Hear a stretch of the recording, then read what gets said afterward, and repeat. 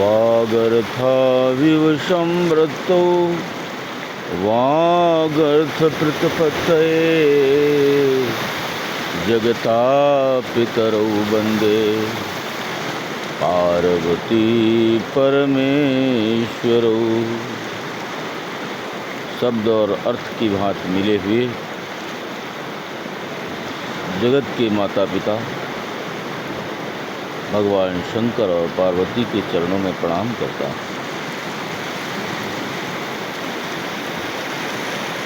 आज हृदय में बात आई जो संत ईश्वर से जुड़ते हैं या ईश्वर जिनको अपने से जोड़ता है, अपने में मिलाता है, तो उनकी जीवन में बहुत बड़ा झटका लगता है, क्योंकि परमात्मा का अनंत प्रकाश हाई टेंशन लाइन की तरह है और ये शरीर की तंत्रिकाएं,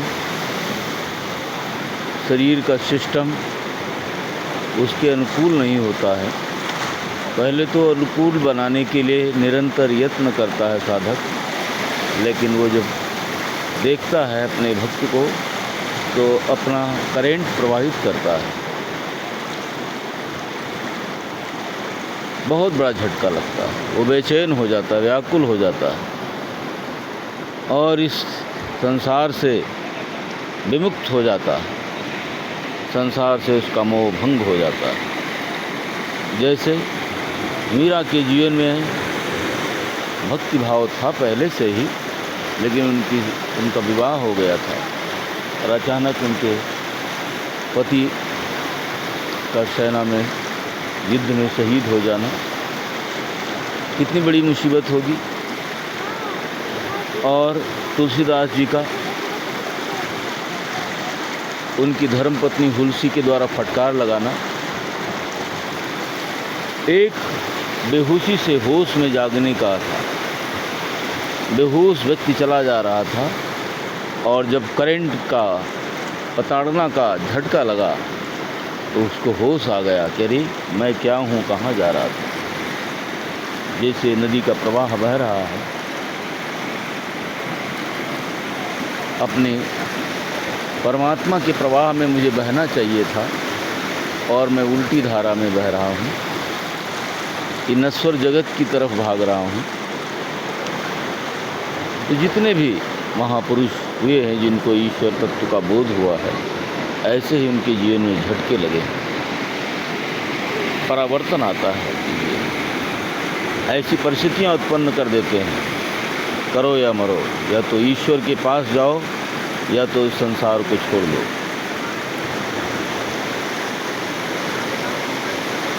ऐसी स्थिति में जब निरंतर ईश्वर की ओर चल पड़ता है, ईश्वर के ध्यान में तल्लीन हो जाता है, तो भगवान उसको बोध कराते हैं, दर्शन भी देते हैं, अनुभूति कराते हैं ध्यान के द्वारा। अचानक उसकी गहरी नींद लग जाएगी या समाधि लग जाएगी और उसमें वो बातचीत करेंगे, बोध कराएंगे उसके जीवन का, और फिर उसके जीवन में करेंट ओंकार का नाद निरंतर सुनाई पड़ने लगता है। उसी नाद को सुनता है, उठत मधुर धुन रागे मेरी सूरत सुहागिन जागे।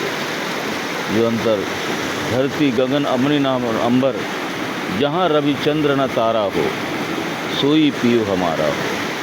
वो पीयू उसको मिल जाता है जो रवि और चंद्र तारा सबके उस पार, सारे ब्रह्मांड के उस पार भी है, ब्रह्मांड के अंदर भी है, बाहर भी है। उस पीयू से जुड़कर साधक परमानंद में निरंतर लगा रहता है और शरीर रहते हुए भी वो मुक्त हो जाता है, विदेह हो जाता है।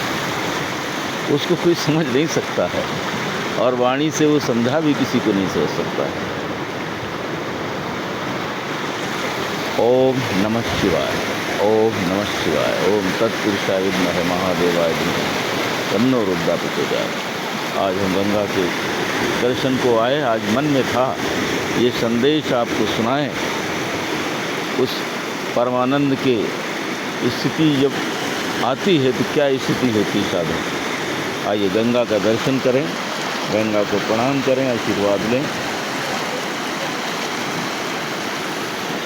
जय मां गंगे। ओम नमो नारायण।